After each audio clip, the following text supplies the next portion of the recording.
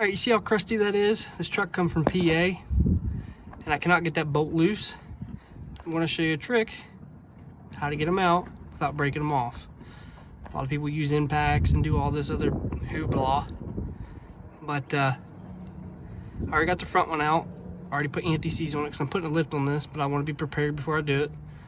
So I know what I need to buy because we're replacing the U-bolts. But this is a Dana 60 GM. This right here is what you need. As you can see, I cannot break this thing loose. So we're gonna go like this for a couple minutes, and it'll break loose. And you keep burning right in here until that thing is hot, and they'll break right loose.